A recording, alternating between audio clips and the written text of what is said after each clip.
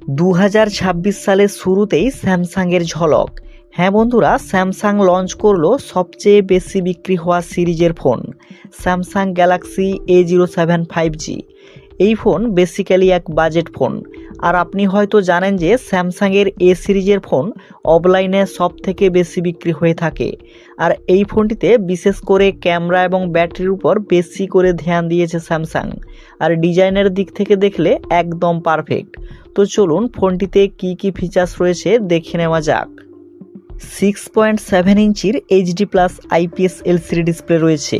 আর এই ফোনটি light green, violet ও black এই 3 কালারে উপলব্ধ রয়েছে। এতে থাকছে 120 হার্জের রিফ্রেশ রেট। আর বেসিক্যালি স্যামসাংয়ের ক্যামেরা মানে তো এক্সট্রা অর্ডিনারি কিছু থাকে। ব্যাক সাইডে ডুয়াল ক্যামেরা সেটআপ ইউজ করা হয়েছে।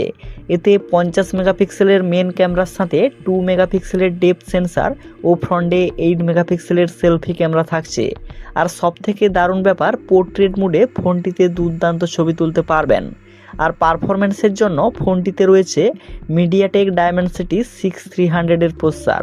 তাছাড়া স্যামসাং নিজেই জানিয়েছে এতে 60 FPS আরামসে গেম খেলতে পারবেন। এতে 6000 mAh ব্যাটারির সাথে 25 ওয়াটের ফাস্ট চার্জিং সিস্টেম পেয়ে যাবেন। আর সবথেকে অবাক করার বিষয় হলো এতে অ্যান্ড্রয়েড 16 অপারেটিং সিস্টেমের সাথে 6 সালের ওএস আপডেট ও 6 সালের সিকিউরিটি আপডেট করতে পারবেন। তো ওভারঅল স্যামসাং গ্যালাক্সি A07 ফোনটির ডিজাইন থেকে শুরু করে ব্যাটারি ও ক্যামেরা সব কিছুই বেটার। তাই আপনি যদি স্যামসাংয়ের ফ্যান হয়ে থাকেন তাহলে এই ফোনটি বাই করতে পারেন।